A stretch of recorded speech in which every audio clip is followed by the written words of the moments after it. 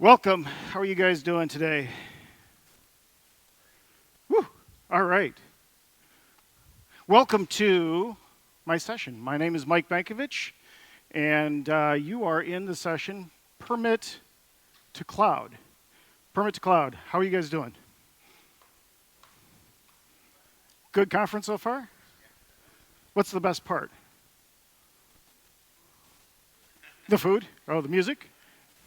Getting to hang out with Carl and Richard and the .NET Rocks and doing all of that stuff. Seeing the people from GitHub get up and show us how technology could, should, would be built if we were to do it the right way.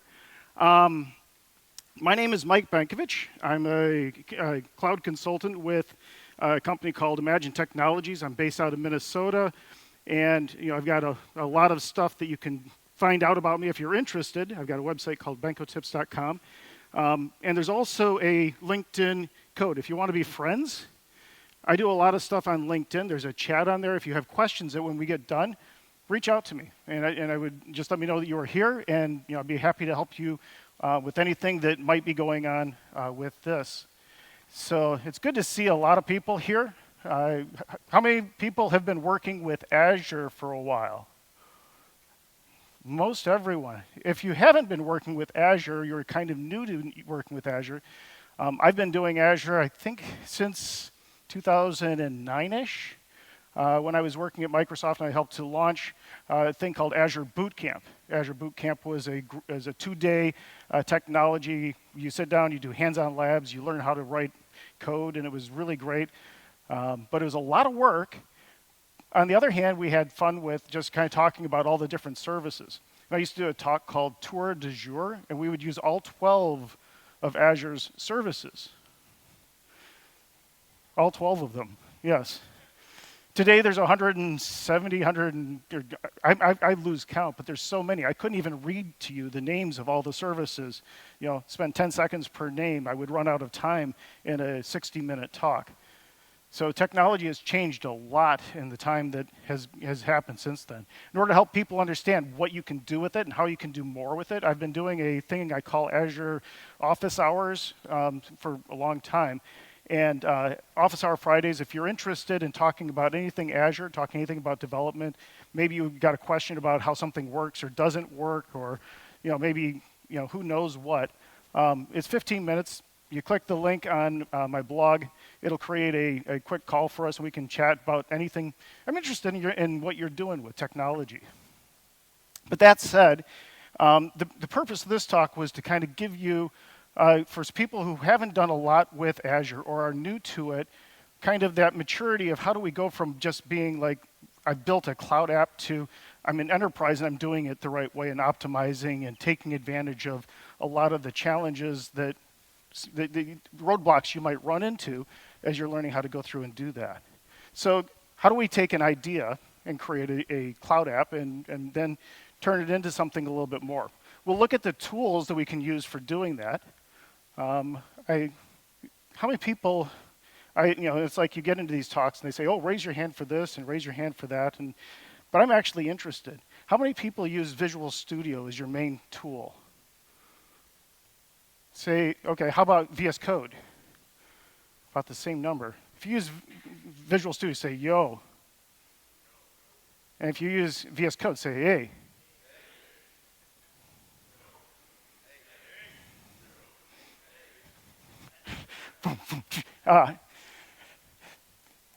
What do you want to do today? Do you want to learn how to, the tools that we can talk about can come from either direction. I'm going to use VS Code or Visual Studio this morning. This afternoon, I'm doing a talk on infrastructure as code, and we're going to use VS Code for that. Did I say that right? Infrastructure as code, using code editors, code things like that. We'll use VS Code this afternoon. I'm going to use Visual Studio this morning, and we're going to create an application and show you how you can use that to go out and do some interesting things. There's some cool tools inside of Visual Studio that you may not know about. A resource group project type, for instance, allows you to go out and create ARM templates or Azure Resource Manager templates. We'll talk about DevOps and how we can use GitHub to be able to go out and create that pipeline that can automatically deliver things for us. And then we'll talk about some of the more mature things you might be doing, things like governance. And when I talk about cloud governance, it's like how many people are like cool and excited about things like security and identity and how do we secure stuff? It's like my security talks, it's like dental hygiene. It's important to floss your teeth, but getting people in a room to be excited about talking about the new technologies for doing that is a challenge. I know George and Michelle did a workshop yesterday on getting ready for the security certification in Azure. So if you've been to that, that's a great thing. But we'll talk about blueprints and what blueprints contain for policy and how they contain ARM templates, how we can do access management, and use the components of that to be able to set up an environment where you can send your developers off to go out and build great solutions using Azure. A cloud journey starts with an idea. An application is an idea that you add a little bit of code to, you've got some data, you run it on some infrastructure, and boom, it's an application. And an application then, it's like, great, I have an application, but where am I running it? How am I making it available? A cloud application runs in a cloud data center somewhere. You're running on virtualized hardware, so I can go out and I can provision stuff, I can make it available, I can scale, I can do all kinds of great things. I can configure it, make sure I'm monitoring stuff. I've got all of those pieces that make it possible for me to build a solution that will meet the needs of what my audience requires, right? So I have an idea. So I'm at that age where my kids are getting older. My youngest is just starting her last year of college. She's going to be a nurse. And so I'm not always there.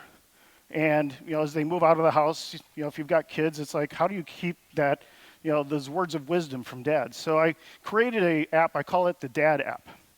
And the Dad app is taking advantage of the API economy. I found an endpoint that I could call to go out and get some words of wisdom, be able to pop it into a thing. And what we want to do is just kind of create an application today that is an actual usable thing. I call it the Dad app. So to do this, I chose .NET Core. I wanted to use new technologies. I wanted to do some injection, but I want to do some things with configuration. I want to do some stuff with environments. I want to take advantage of the tools that are there. So what I've got is I have a code repository I created. If you go out to this page here and you go to Benkovich on github.com, I've got a repo. It's called Benkovich CPH23. And this is where our code is going to start from today. You can download. It's a public repo. Everything we do today will be available, so you can get to this. I'll put my slides out there, everything. I love GitHub. It's a great, great tool. Cool thing is I've got in here a Visual Studio installed with my Azure extensions. Since I'm going to be doing this from from Visual Studio, what I'm going to do is I'm going to create a quick solution for us. I'm in my folder. I do a .NET new. I will do a Razor app. We'll put the output into code folder. We'll call it my Dad app. And then I'm going to do and what this is going to do is it creates a project for me. You can see here's my code. There's the application itself. I can do a .NET new solution. And to that solution, I can say .NET solution add codes, and then backslash, what do we call it, my Dad app. And that creates a solution file right here that will be that project that we're going to use. And so then I can do a dev env to my CPH23 solution. Cool thing about command lines, if you set up your paths right, I can just use the command line to start Visual Studio like that. Did you know you could do that? Kind of neat. Anyway, so I've got my solution. We've got our project. We need to be able to go out and add some stuff to this code. So in my Dad app, we're going to take a look here. In my pages, I've got the index page. And I'm going to start out. Can you see the code, by the way? Is this big enough? Yep. All good. So what I'm going to do is I'm going to add some configuration to my project. I like to be doing some configuration. So I'm going to use the Microsoft extensions for configuration, and I'm going to inject a little bit of code here. I'm going to say my iConfiguration. I'm going to create a variable called config. And the neat thing about using config is that when I'm in my main tag here, I can come over and we can add a bold tag, and I can say @config and pull in a value for my environment name, env name. And the nice thing about that environment name is that I can read that from wherever this application happens to be running. In this case, right now, it's running locally, so I'm going to go to my app settings, and I can add that setting into the JSON, which would be my environment name. And we'll call this, say, local. And then I could say, have other settings like favorite color. Favorite color. What is our favorite color? Red. No, blue. Ah! Sorry. Okay. Sorry, old reference. Old jokes die hard. Sounds like a movie. Anyway, so I've got my environment here. One of the cool things about this is that I've got my local right here. I do have some development settings. I could override those, and I could say, instead of doing this, I'm in development, so I would say maybe I have my environment name here, and say this is dev, right? Cool thing about that is I can use that setting inside my code when I'm going out and doing things. If I were to run this right now, you'd say, hey, welcome to dev, right? Exactly, because it's reading from that setting. I could also use secrets if I wanted to. But right now, I've got a little bit of code, just a little bit of JavaScript. And I think there's a talk about JavaScript somewhere. But it's basically, I've got something that's got an H2 using an alert, and I've got a style is equal to the background color, and I'm reading from the configuration the favorite color, and the tag ID is joke. And then I've got a little script that goes down, calls this API, and if it gets something back, it sets it up. So if we run this, and if the demo gods are good today, let's pray that they are, and that we have internet, then this should go out, build our application, and we should have a working version of what I call the DAD app.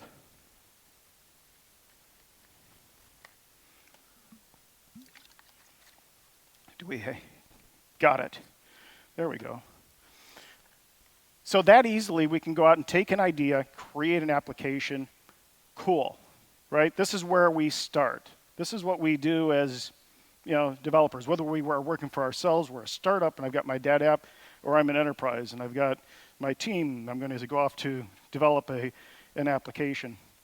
Kind of interesting how corporations do things in different ways. But the DAD app is just a basic, simple thing. We're using existing code. It's a quick way to go out and build something.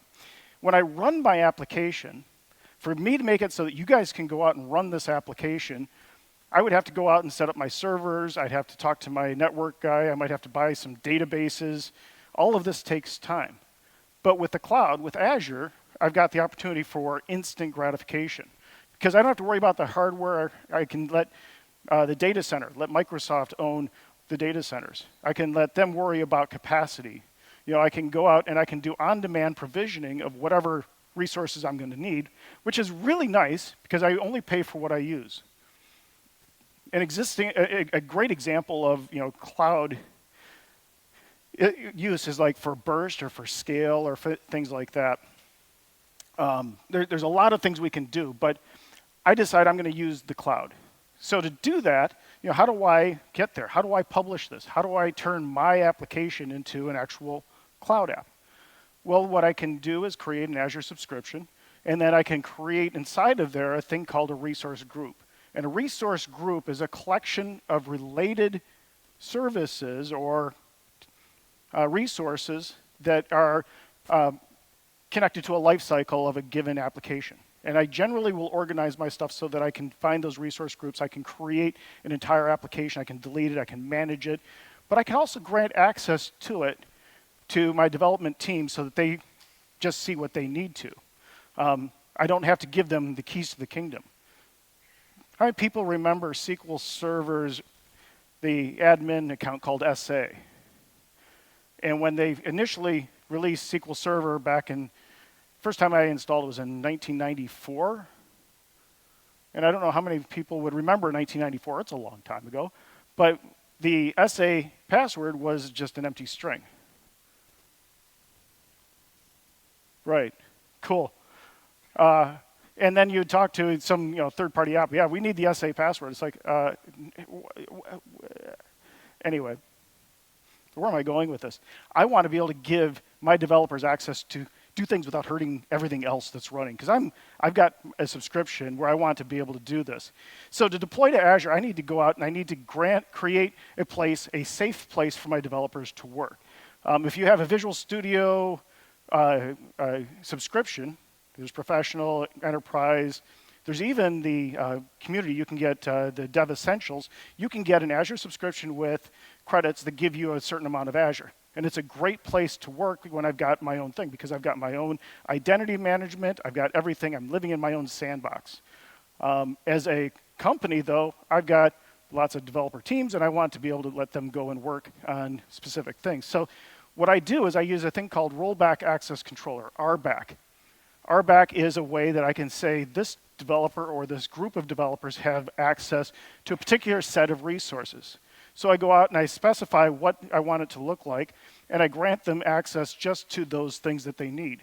So my tenant will give access at a subscription level, resource group level, or at the individual service level. I could have people who just are able to do SQL Server or just do the web stuff. How do we set that up? Funny, you should ask. Let's go into, I'm going to go into Chrome. In Chrome, this is my website, by the way, Benko Tips. If you click on this thing right here, Azure Office Hour Fridays, that's the Friday office hour thing. Also, you can send me email. But from here, if I log into Azure, I go to portal.azure.com.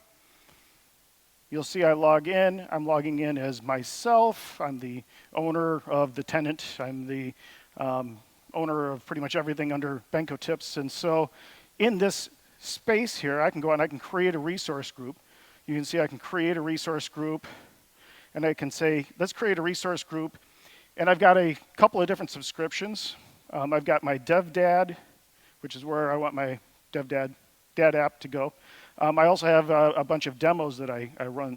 So if I want to create a resource group, I can call this my CPH23RG, resource group.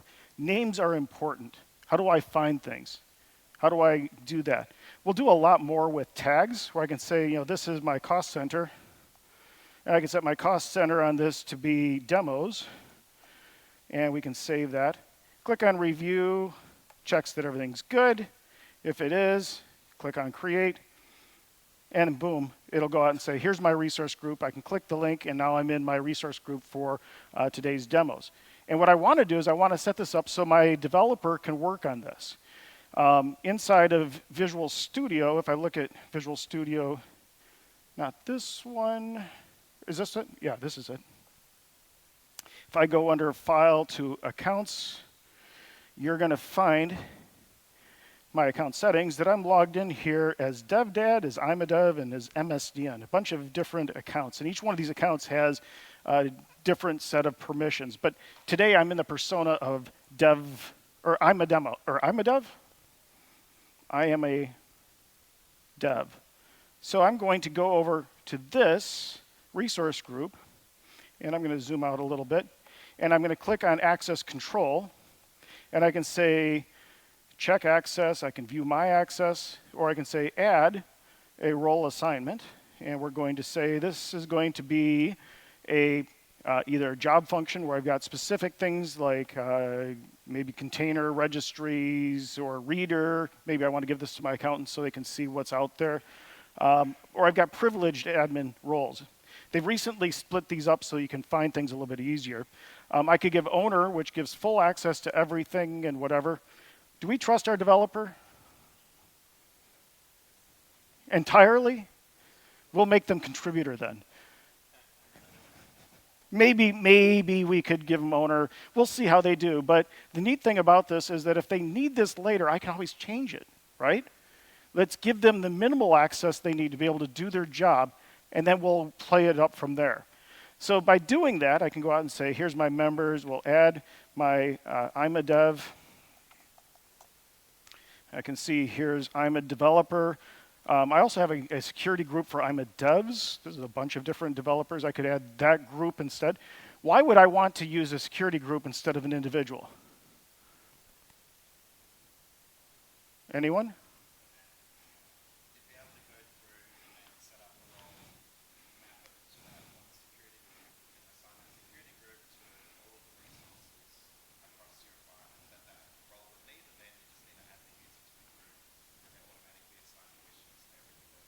Right.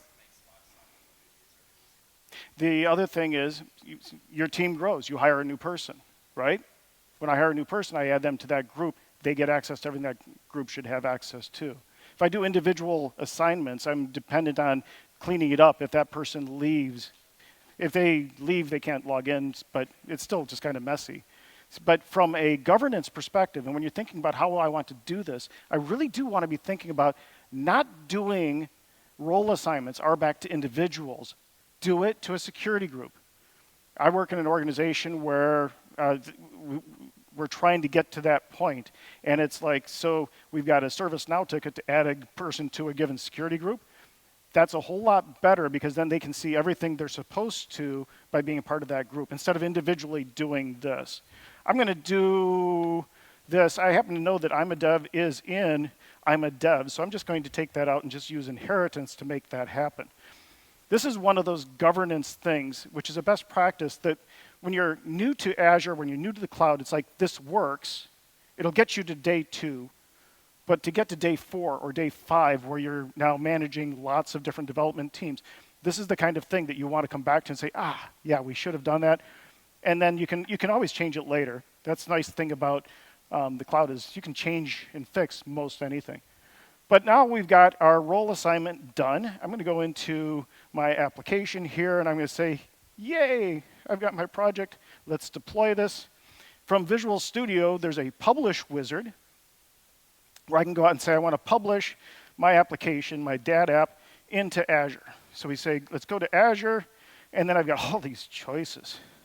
What do we want to do? App containers, Windows, Linux, services, virtual machines, lots of choices. For simplicity, I'm just going to do a Windows app, and I'm going to use app services. It's basically a web server farm, kind of a concept. I can run a web service, and I can publish this into wherever I want that to go. I can actually create infrastructure from here by clicking on Create New, where I can specify where my application is going to live. And we're going to call this let's call this my CPH dad app. Copenhagen dad app. And I'm going to put this into my resource group, and I'm going to put it on a hosting plan. And normally I would create a new hosting plan also, and I would call that, because I might have multiple apps, I want to run them all on the same hardware. It just makes management a little bit easier.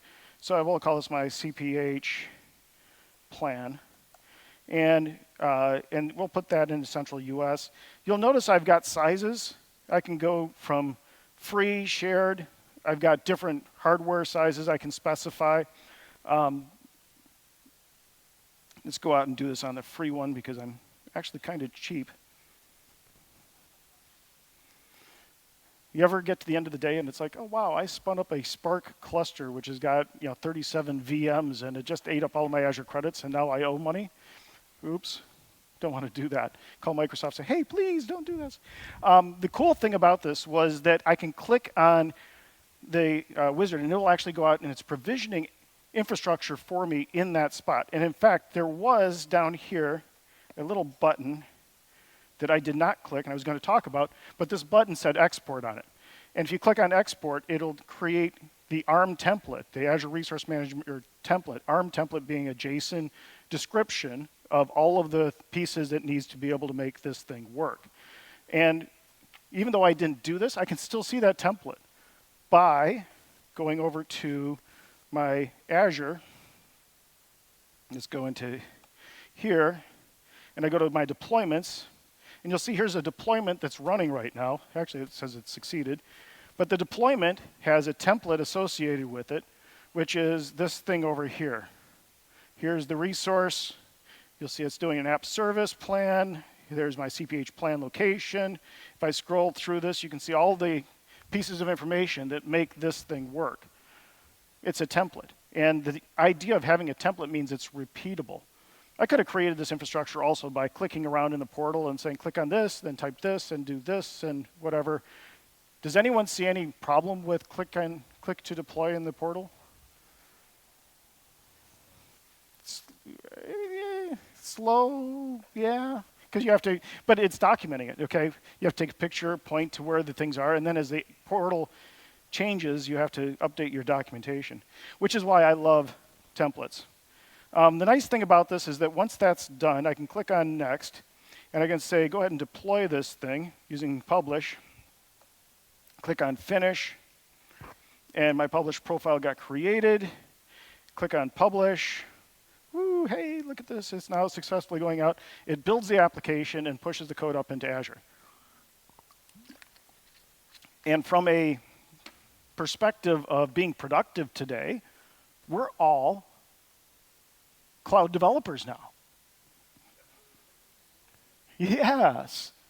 It'll take it a second, but while that's coming up, one of the things that it does is it does create, I go over here to this, if I go to resource groups, and I open up in here my CPH 23 resource group. Notice I didn't even type the C on there, it's like the search is really good at finding things. But if I go to this and I see here's my website, my CPH DAT app, I don't know if I like that name or not. I can go into configuration. In my configuration, you'll see I can do things like add an app setting. So I can say, here's an app setting configuration. I can say my env name, and we'll call this cloud. Yeah, that's what we'll do. Save it, continue, and if that worked, when this thing gets done building and publishing, it'll then go out and open up our application, and we should be able to actually go out and see this. So from here, then, so we're all cloud developers, yay. Did anyone see anything kind of interesting about how, where we are with this path? It worked. Here's our site. See if it actually works. If it actually works, then it's like, yeah. Do you notice some presenters have like lots of energy, and some are not as much energy? I hope I'm one of the ones that are like, look at this. It's Minnesota in January, which is where I'm from. There we go. Welcome to cloud. Yeah. It is, I did not put it in the template, no. Right, yeah. That's a good thing, right? Should we fix that? Yeah, you think about it. At this point, we are cloud developers. We've got stuff out there, and it worked, but it's cloud aware. We can configure it. We ran it from Visual Studio. We did click to deploy. I don't like click to deploy. Why not click to deploy? Because I've got to remember what to click on. I've got to remember what I'm deploying. And like you said, the configuration stuff. Where's all of that stuff? Right. So concerns, repeatability, governance concerns, like, hey, I've got to remember to make sure I type in the right parameter names. I've got to remember all of those things. I'd rather turn that into code. And so that's where, going on this cloud journey, from being a cloud-aware developer, it's like we start at this level. And now that we're cloud developers, now we want to be a little bit more optimized. We want to take advantage of things like ARM templates, parameters, scripting, DevOps.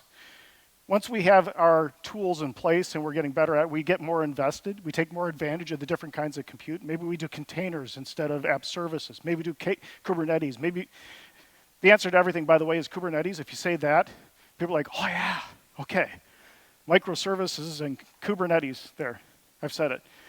But it's not the answer to everything. It's where you are and where you're going, right? And how do we get to that right spot? But you go to this, and it's like as you go through these different days, it's like you go through different levels, and you mature your organization. The way that I added access for the developer, that was click to governance. You shouldn't have to do that. You should have better ways of doing that. So going from just being a cloud aware, we want to go to cloud optimized, which is more collaboration, more infrastructure as code. This afternoon, I'm going to do a talk that'll dive and compare ARM and Bicep versus Terraform versus Pulumi, which are different tools. We'll talk about Ansible. We'll talk about some of the other ways you can go out and do this. And we'll talk about DevOps processes too. Using GitHub workflow versus Azure DevOps and pipelines, there's a lot of different things you can do to go out and make that work. But to come back to your point, which is, I've got these environment settings, and I got to remember to go out and put them in there. Much, much better if I can make that part of my process. So fortunately, Visual Studio has a project type. If you have not done ARM templates before, if it's a new thing to you, and you're using Visual Studio, it's a good way to get started. Questions or comments on what we've done so far?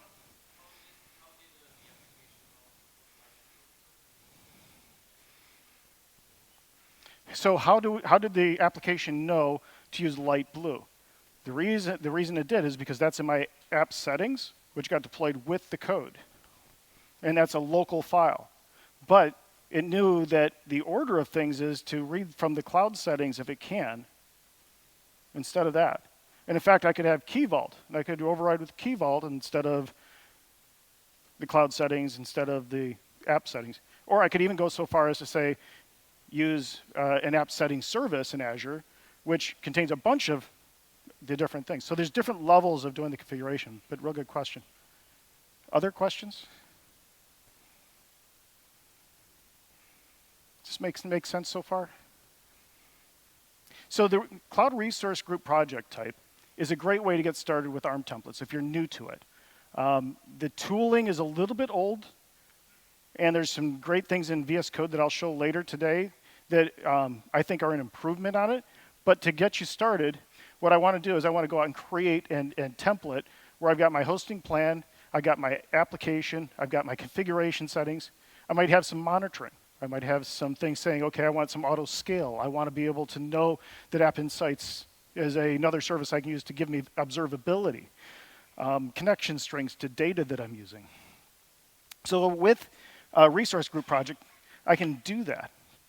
So if I take a look at my solution, I can add to it a new project. And what I'm going to do is I'm going to add a solution folder. We'll call this infra. And inside my infrastructure folder, I'm going to add a new project. And this project is going to be a resource group project type. If you do a search on the templates, I'm using Visual Studio 22, by the way. But if you do a resource group and do a search, you'll see there's a Visual Basic and a C# resource group project type. I don't know why they've got two. I'm not even going to say, hey, should we do VB today? Because it's JSON. It's like, oh, okay. But yeah, Microsoft.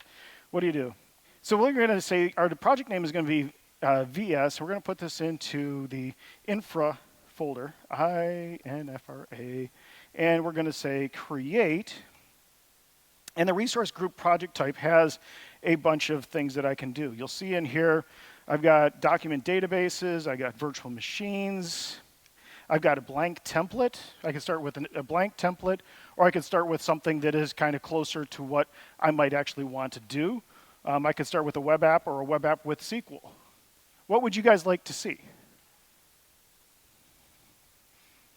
And when there's like multiple choice and you ask the audience, it's like, okay, be the first one to shout it out. Web app with SQL? Okay. Why do I like that? I don't know if I do, but maybe I do like it. Click on OK. It'll go out and it's going to create a project for me with 3 artifacts. The first is going to be an ARM template. The ARM template is going to contain all of the markup that I need to be able to describe how my infrastructure should look like. It'll include a parameters file, which then I can fill in, and and be able to see all the parameters. So I've got my website plus database here. You'll see here's my hosting plan name, my administrator login is null, my database name. But inside of this, you'll see a bunch of JSON. I kind of like to make this a little bit easier to understand. Notice all these options. I don't like all the options, so I can get rid of things I don't want. And I can specify in my allowed values. You're either going to do a free one, the standard one, or the really big P4 one. But JSON allows me to do default values, allowed values, descriptions, metadata, describing what this looks like. If I scroll up a little bit, come down to here somewhere, there's variables, there's my SQL Server name, and there's the resources. And as you can see, this is really easy to understand, right? Everyone has a clear idea?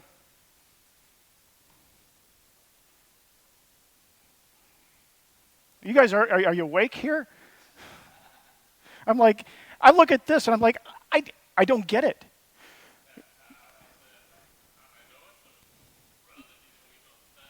Right.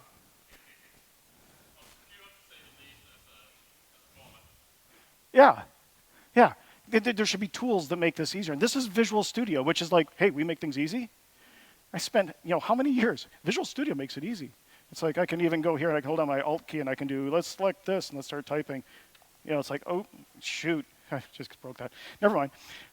But you can do all kinds of interesting things in Visual Studio. One thing they included was this thing called a JSON outliner. And if I go over here and I type in JSON, you can see that there's a JSON outliner. By the way, the search is real nice in Visual Studio to be able to do that, but it opens up this little window here, which gives you a graphical view of all of your resources right here.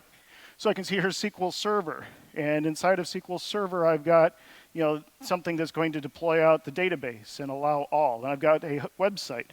And in my website, I've got some connection strings. Well, I can also right-click and I can add resources to this from this part here, which is nice because I can say, here's my app settings. We can put our configuration settings in here. Let's call this config and say, yes, add that. And if I click here, I can navigate right to where that is. And here's this, my env name. And we can put into this, what do we want to call it? Studio, vStudio. And we've got our favorite color. And we can call this, say, light green. And the cool thing about this is I can then use my JSON view to be able to navigate and get into complex templates and be able to work with it. The tooling in Visual Studio is pretty good. Personally, I really like the tooling in VS Code, and I'll show that this afternoon. I don't have time to dive into it as deep. Any questions about this so far?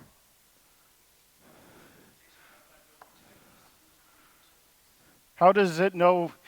It's basically taking the JSON structure and decomposing it into the different sub-parts of it. So like collections and all of the things of how JSON works.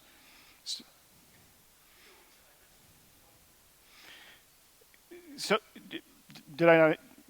So like, for instance, when I did this and I added this to the website, it embedded inside of the website. So you can collapse this down. You can say, okay, here, collapse all of these things down to the different components. And then I could work from within there, and there's like the different outlining level. And that's where it's able to say, okay, well, this is an embedded resource versus the other way. Does that answer? Oh, different icon for different resources. The icons. It's kind of built into the tool. It's that black magic that. The great thing about Visual Studio is there's all kinds of black magic. Yes?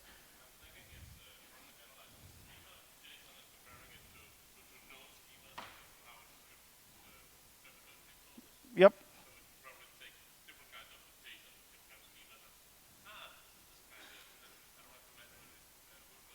Mm-hmm. Yep, that's probably about right. One of the things I really, really like about the Visual Studio resource group project is that it includes a PowerShell script that can do deployments. And if you look at this, it's sort of cumbersome, but I can right click and I can test my deployment by going out and saying create a new deployment. And from here, then I can say, okay, There's my subscription. Should go out and find my resource group. There we are, CPH23 resource group. There's my template I'm deploying, and I can edit the parameters. And I can say, here's my hosting plan name. We're going to call this my CPH23 plan. And I didn't do much with like all the names in here. We'll do that, a lot more of that. But notice my drop-down window has S1 and the options I said that are available. I can do the free. I can put in my administrator login for SQL Server. We'll say SQL admin. We'll give this a SQL database name. We'll call this DemoDB. Notice I've got a bunch of other things that are part of this saying, collation. I could edit all of these different pieces because those are all parameters inside of this thing. And then, of course, my SQL password, which I can just put that in here. And then we can save it as plain text, check it into GitHub so that everyone will be able to, so you're able to support it. Fortunately, I've got the checkbox here to save passwords as plain text in the parameters file. Should we do that? Is security something we care about? Oh, it is. You'll notice on this parameter, though, it's got this little icon, which is really cool. It's got the little key on it. It's like there's a vault attached to that key.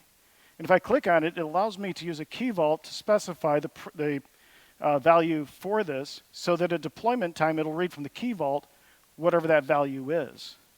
Great thing about this is I've already got a key vault that's shared called my data app key vault. I can go down, I can create a new secret. We'll call this secret name, we'll call my SQL password, and we'll put in a secret value. And if I created that, so my developer who's working here works in an organization that they understand key vaults, and in my shared environment for this developer, they've got access to a key vault. So I already had that set up. But if you didn't, I could create a key vault from here as well. Good question.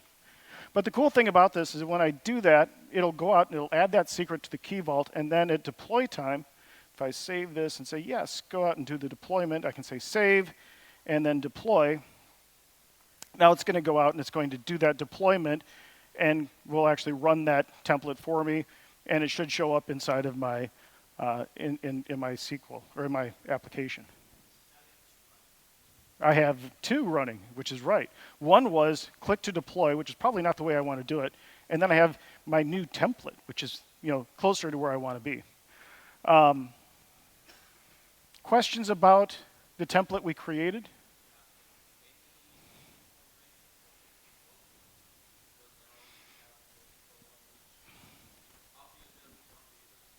So the key vault question is how do we know which key vault is going to be used during the deployment, or? Okay, can we have any naming conventions, and how do we apply those naming conventions across everything we do? That's the governance thing that we want to get to. And this is a start to go that path. Ideally, what I would do is I would create the key vault in my ARM template. I would have in my variables where I'm calculating the names, and I would apply all my naming standards in that variable section. I'll show how we do that this afternoon, but that's where we go.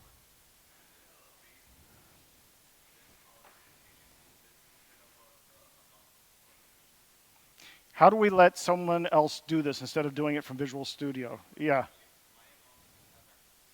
Right. So if I've got a build agent, basically how do I do this where I don't give the developer the permission to be able to create and delete resources inside my subscription? Because right now I've kind of gave them the keys to the kingdom. We said we trusted them, which may be a good idea, but yeah. So the way we do that is with CI/CD. We do that with a build agent, and we create a service principal for that. We set it up, and then we grant access to that. We wouldn't do that from here. But this would be the tool that the developer creates, and then when they go into the next environment, they would have that template that we would use to deploy everything in there. The other thing that we would do is that instead of having this go through and actually do our deployment from Visual Studio, I would set up like either GitHub Actions or Azure DevOps to do this for us. we'll let this thing run here for a second or two. And yeah, resource group project type is kind of cool.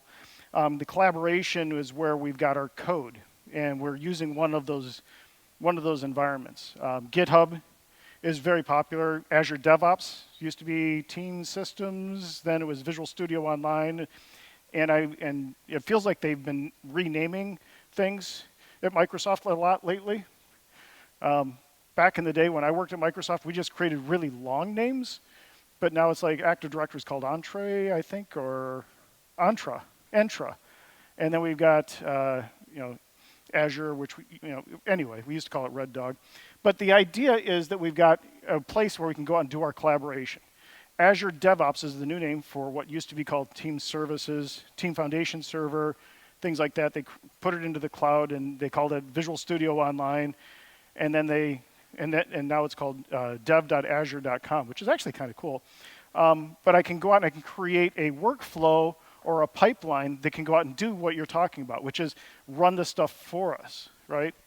And so how do we set that up? How do we make that all work? That's where we take this stuff and we say, how do we create a way to collaborate and make this thing work? If I come back over here to this, it deployed, yay. So I've got my website SQL JSON got deployed. If I take a look in my Azure, and I come back here to this resource group, and I refresh, now I can see here's my stuff. Oh, I love this name too. So if you go to website 7SRO 4WR6, anyway, that's something we'll fix later. How do we name stuff? We'll do that this afternoon. But suppose we wanted to deploy to this and make this thing work. I could go and I could say, Visual Studio, please. Let's right-click on here, go to Publish. And I'm going to create a new Publish profile. Going to Azure, a Windows App Service. It's going to go out and it's going to find the one that we created in CPH here. There's the one that we named using click to deploy. This is the one we did with the template. If I go to this, click on next, click on, oh, look at this. I've got two options. I've got Publish, which will do it from Visual Studio, and I've got CI/CD using GitHub Actions. And I like this one because it actually gives me a repeatable or a process where I'm not using my machine to do the deployment anymore. Get this guy out of the picture, because who knows what I'm putting on my machine, and it's, as far as all of the libraries and stuff like that, I want a predictable, repeatable process for going out and doing deployments. And so using a workflow, like a DevOps process like a GitHub action, I can go out and I can see, here's my workflow that it created. You'll see that it's going to go out and do a deployment of my application into the website with that funky name. It does a bunch of things. If you're not familiar with the YAML, this can seem pretty, kind of like, okay, I like to add a little bit of space so I can read what's going on. And each of the different tasks, you'll see I'm going to go out and I'm going to do something like do my checkout, which does a git pull of the code. I do a setup.net. I restore, .NET restore. I'm just running the .NET commands that I did earlier, but I'm doing it on that workflow from that build agent that's living in the cloud doing this for me. And all I have to do is check this stuff in, and this is all going to work. So how do I do the check-in? Come over to this and say initial commit. And we should have committed earlier. Commit early, commit often. But if I do a commit all in sync, it'll take our code, check it in. We'll save everything. And if I switch over to, there's a current branch. If I go to CPH 23, go up to the top and you go to Actions, I see here's my initial commit and there's the build. And I can actually watch the build run. I can see it's got two stages, a build and a deploy. Nice thing about this is that the build will go out, set up the job, and do all of that, and I can watch it run on their machine instead of my machine. So you're getting to the point where I need to make sure that that build agent in the cloud has the right permissions. And we do that with, like service principals, which are like user identity that's not attached to a human. It's attached to a machine or to a process. And so we set up a service principal that it's going to use to be able to go out and do that. In this case, I'm using a published credentials. So in my Azure website, I can download the published profile, and it actually injected that secret inside of this workflow. I can see that if I come over here to my VS Code. I have GitHub Actions over here. And the GitHub Actions for this, I can see that it's running right now. But I can see that here's my secret that it created, which is a repo secret that has that website secret that is reading how do I go out and do that publish. So again, Visual Studio Code has got some great tools for being able to see this stuff running. And once it gets done, then we'll be able to open it up and see if it pulled in the right values for the color and the environment name. Good stuff. We got about 10 minutes left. What else do we want to talk about? Now that we've done DevOps, we've done infrastructure as code, we've created our cloud-aware app. I could use Visual Studio to do some provisioning of maybe some cloud-specific things. So if I go to Visual Studio, suppose I'm here and I right-click on this and I say, go to the publish page, but instead of going to publish, I can come down and say, manage my service dependencies. I could do something like work with App Insights or Azure Storage, SignalR service, or Key Vault. And from here, inside Visual Studio, it will actually do things like add the NuGet packages I need to be able to reach all these things. It'll add the code to configure and connect it when I start, which is nice. But I can use this then to make my cloud app even more cloudy, more taking advantage of those cloud services. There's even caching. If I wanted to use Redis cache, you can scroll down. You can see there's a bunch of different things that I can play around with. Don't really have a lot of time for that today because we're still building out our application. And if I take a look at this website here that's now deployed and running, and it comes up, we should see the light green color, I think. Is that how we set that up? And there we are in the Visual Studio from our template. It worked. Yay! When you get a demo and it works, it's like, yeah, okay.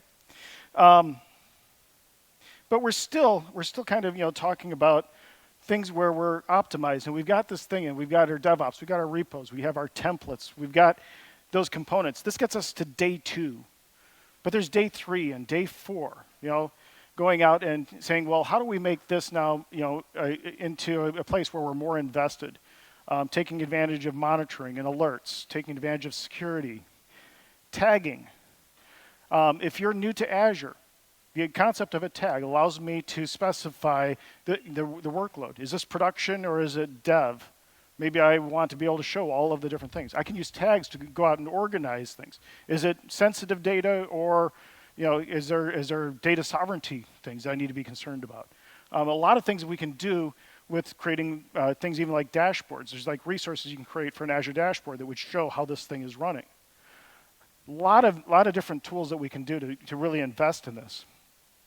And going on beyond that is saying, okay, well, how we set this up was a lot of clicking around at first. I went out and I created a resource group in the portal. Should we be doing that when we're on day 3? Not really. We should have something that goes out and inflates a workload for my developer team. I should have a security group that you put them into. All of these things can be scripted. All of these things can be done in a way that's consistent and repeatable so that the dad app, and then we could do the mom app, the mom app which does other things than the jokes. Maybe it's like advice or reminders. You might have other kinds of things you want to add. But going into how do we make this into something where you've got the different kinds of environment that makes sense for your application, for your enterprise to live in. There's a bunch of concerns like naming.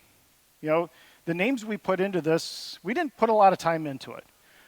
That's something that's a more advanced topic. We just don't have time to dive deeply into it. We'll do a lot of that this afternoon.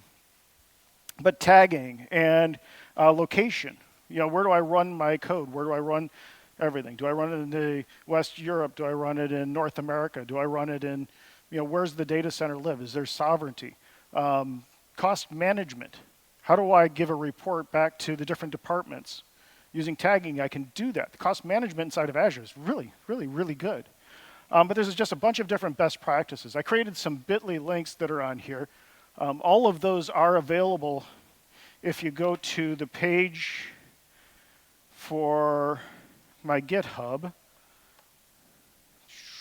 Let's go to GitHub, Benko Tips, go to PTC. And you go down to the README, all of those links are right here. Governance best practices, those are all just bit.ly links. But all of these are ways that you can dive deeper into each of those different areas. And you really should be thinking about that.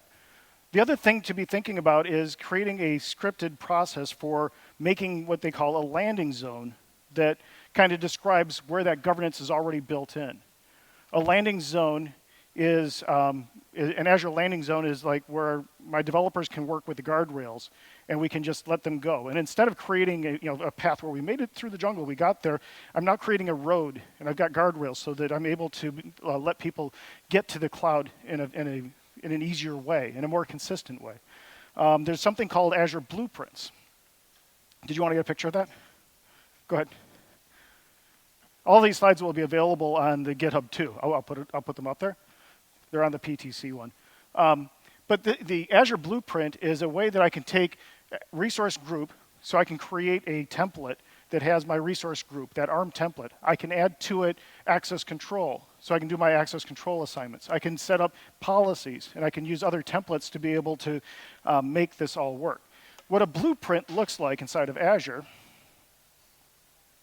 is like this. Let me go into portal.azure.com. I'm logged in as me. And when it comes up, I can go to blueprints. You can search for blueprints from the top.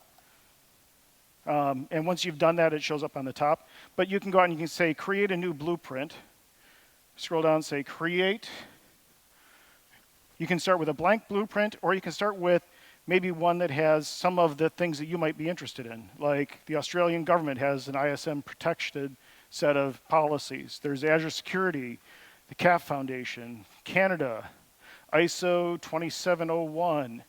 And what you find is that when you open up a given template, these blueprints that come out of the box can have a lot of things in them. Or I can create my own and customize it. To show you what it looks like, I give it a name. I'm just going to give it I'm not going to actually create this. I'm just going to show you what it looks like. But I can say for this thing right here, I've got a blueprint where in the artifacts I can set up different things. So at this level, I can say, here's a security center template. Here's the log analytics resource group. And it can create those different pieces that I would use inside of my environment. And the nice thing about this is that I can go out and I can use that blueprint to go out and assign and create a new environment for my developer. And I could say, go out and apply this and assign that blueprint by going back here to blueprints, say blueprint definitions. This is my blueprint for cloud. I can say, assign this blueprint. It asks me some questions. I'm going to go to the DevDad sandbox. I can give it a name. I would call it CPH23 for my resource group. And then I could say, using that, who's my development team? I could then add the users, DevDad. And I could say, here's the password and all the other things. When I click on assign, it goes out and does all of those things I did manually for me. And I can create different workloads doing that. Another way to do that is I've created inside of Azure DevOps a pipeline that I run to be able to provision a new workload. I call it app inflation. The app inflation pipeline is another script where I've scripted out inside of YAML a bash script that goes out and creates a blueprint has a bunch of parameters, and then goes out and does the assignment. And I use this, set some variables, run it, and now every one of my development teams gets the right things set up the right ways. A lot of stuff. A lot of stuff, and we're getting close to time. And I want to be respectful of time. So are there any questions about what we've done so far? Some great conversation back and forth. I appreciate it. Yeah. Why blueprints and not policies? The answer is blueprints include policies. Policies is a part of blueprints. I could do this whole thing. I could do all the policies separate.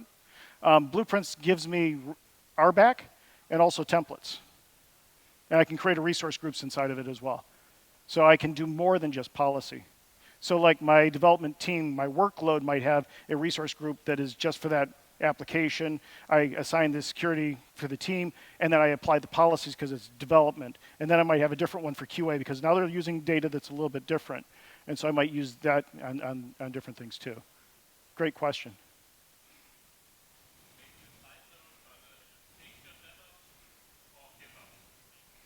And which way do I go with GitHub versus Azure DevOps? I've got a course on LinkedIn Learning about Azure DevOps using YAML pipelines. And I did this about 3 years ago. I wrote the course for that. And I'm very deep on how to use it. And it's a mature tool. GitHub Actions workflow is a fork of the same code that is Azure DevOps. Has a different syntax, just like, I don't know if people remember XAML. But WPF was different from Silverlight, which was different from Xamarin, but it's like a different syntax on how to do the same kinds of things. But GitHub workflow, I work with whatever my client is using. I've got one client that's doing GitHub Actions. I've got another one that's using Azure DevOps. I like Azure DevOps personally. My preference is it's more mature. There's more graphical view of what things I've run. Inside GitHub Actions, I have to maintain that history of what's out there and when it ran. I've got to do a little bit more work. It's maturing, and they're spending a lot of time. I've got a lot of friends on the GitHub team that are working very hard to make that all happen. But other questions? So with that, we got the blueprint. We're cloud invested. We're now creating our center of excellence. We've got the permit to build. We got permit to operate. Permit to build says I might use one set of Azure services that might be preview. Permit to operate says, no, it has to be production ready before you can go there. You might have a different process, and using your ticketing and ServiceNow, you can go out and set all that stuff up. The cool thing about it is that there's a lot of considerations on how we do that. If you want to talk about any of this stuff, like I said, I've got Azure office hours on Friday, but I wanted to just say thank you for coming to my session. And I hope to see you this afternoon. We're going to take this app and we're going to look at the infrastructure as code. We'll look at some of those governance considerations on how we design this out. And we'll look at the tools that you can use to make that all work. So hopefully you can come out and join me.